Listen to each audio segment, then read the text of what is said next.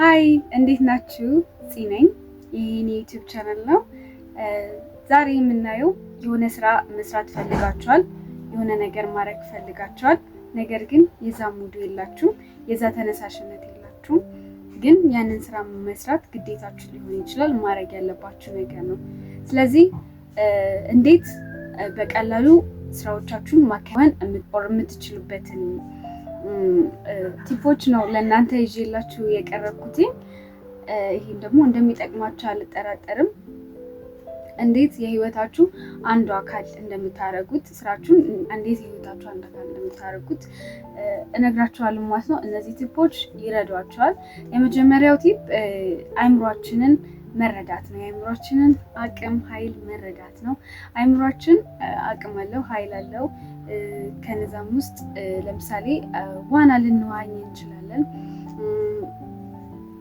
ዋና ስንዋኝ የመጀመሪያ ውሃ ውስጥ ስንገባ ትንሽ ይከብዳል፣ ወር ደግሞ ቅዝቃዜ ያለው ብርድ ይለናል። ቶሎ ብሎ ብሬናችን የሚልክልን ያንን መልእክት ነው።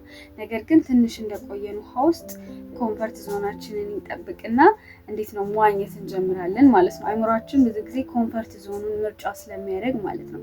ሰው አእምሯችን እንደዚህ እንደሚሰራ ካወቅን እኛ እንዴት እነዛን ስራዎች የምናከናውናቸው ነገሮች እንዴት በቀላሉ አእምሯችን ደስ እያለው ማከናወን እንደሚችል አድርገን መስራት እንዳለብን እነግራችኋለሁ ማለት ነው። ሁለተኛው ደግሞ የ2 ደቂቃ ህግ ነው። የ2 ደቂቃ ህግ ማለት አንድን ስራ ለ2 ደቂቃ ብቻ እንደምታደርጉት አስባችሁ ማድረግ ነው። ለምሳሌ ለ2 ደቂቃ ብቻ እችኛዋን ፓራግራፍ አነባለሁ፣ ለ2 ደቂቃ ብቻ እችን ወርክአውት እሰራለሁ፣ ለ2 ደቂቃ ብቻ ጂም ኦር የሆነ ሰምቲንግ ነገር አደርጋለሁ ብላችሁ አስቡ። ከዛ በኋላ ለ2 ደቂቃ ያንን ማድረግ ስትጀምሩ ሳታስቡት ከ2 ደቂቃ በላይ ትሰራላችሁ ማለት ነው። ሞመንተም የራሱን ስራ ይሰራል ማለት ነው። ሶስተኛው ቲፕ ደግሞ ብዬ ያቀረብኩላችሁ አእምሯችሁ ውስጥ ምንም አይነት ነገር ኔጎሽዬሽን ኦር ደግሞ እንደ ስምምነት ከአእምሯችሁ ጋር መፍጠር የለባችሁ። ኦር ደግሞ ስምምነት ከሆነ አለመስራትም እንደሚችል ማሳመን የለባችሁም። ስለዚህ ግዴታው መስራት ያ ነገር ግዴታው እንደሆነ አእምሯችሁን ማሳመን ነው። እንዴት ነው? ለምሳሌ ከእንቅልፋችን ተነስተን ፊታችንን መታጠባችን አእምሯችን እንደ ግዴታ ስለሚቆጥረው ፊታችንን እንታጠባለን፣ ጥርሳችንን እንቦርሻለን። ሳንቦርሽ ወር ደግሞ ሳንታጠብ አንወጣም ማለት ነው። ስለዚህ አንድን ስራ ስንሰራ እንደዚሁ ማድረግ እንደምንችል ማሳየት አለብን። ይህንን ነገር ማድረግ አለብኝ ብለን ነው እንጂ ለአእምሯችን መናገር ያለብን ኦር ግዴታው እንደሆነ ነው እንጂ ማሳየት ያለብን ማድረግ አለብኝ ይህንን ነገር ላርገው አላርገው ምናምን ብለን ማሰብ እንደሌለብን ነው ማለት ነው። በአራተኛነት ደረጃ ደግሞ የምናየው ምርጫውን ማስወገድ እና ሲስተም ቢልድ ማድረግ ነው። ምርጫችንን አስወግደን ሲስተማችንን ቢልድ ማድረግ ነው ማለት ነው። አንድ ነገር ለመስራት አስባችሁ ተሰላችታችኋል። ለዚህ መፍትሄው ምርጫችሁን ማስወገድ ነው። ይህንን ስራ ጂም መስራት ሊኖርባችሁ ይችላል፣ ወር ደግሞ ማንበብ ሊኖርባችሁ ይችላል። መጀመሪያ ጂም ከመስራታችሁ በፊት ሞራል ከሌላችሁ ምንድን ነው የምታደርጉት ማለት ነው? የጂም ልብሳችሁን ፊት ለፊታችሁ ታስቀምጣላችሁ፣ የጂም እቃችሁን ታስቀምጣላችሁ። ኤኒቲንግ ለጂም የሚያነሳሷችሁ ነገሮች ፊት ለፊታችሁ ታስቀምጣላችሁ። እንደዚሁም ደግሞ ማንበብ ፈልጋችሁ ሊሆን ይችላል፣ ማንበብ ሊኖርባችሁ ይችላል። ስለዚህ ማንበብ ሲኖርባችሁ ደግሞ ምንድን ነው የምታደርጉት? መጽሐፎቻችሁን የማይረብሻችሁን ነገር ታስቀምጣላችሁ ማለት ነው እዛ ቦታ ላይ። ለዛ ሞቲቭ ሆናችሁ እንድታነቡ ይረዳችኋል ማለት ነው። ጸጥ ያለ ቦታ መጽሐፍ፣ እስክሪብቶ አድርጋችሁ ስልካችሁን አርቃችሁ የሆነ ኢንቫይሮንመንቱ ስትቀይሩት ወደዛ ነገር የመስራት ፍላጎታችሁ ተነሳሽነት ይኖረዋል ማለት ነው። በአምስተኛነት ደግሞ የምናየው ከታች ወደ ላይ መቁጠር ካውንት ዳውን ሜትድ ይባላል በእንግሊዘኛው ማለት ነው። ከ5 4 3 2 1 እያልን ያንን አእምሯችን ብሬናችን ያንን እንዲቆጠር እናደርገዋለን። ከዛ በኋላ ልክ ያንን ስራ ለመስራት መጀመር ማለት ነው። ሶ ይሄ ለምን ይረዳናል? ፎከስ አድርገን ስራችንን እንድንሰራ ብቻ ይረዳናል። ስለዚህ 5 ሰከንድ ሩል ዩዝ ዘ 5 ሰከንድ ሩል የሚል መጽሐፍ አለ። ከቻላችሁ ካገኛችሁት አንብቡት። ኦዲዮን መስማት ትችላላችሁ። ስለዛ በደንብ ይናገራል ማለት ነው።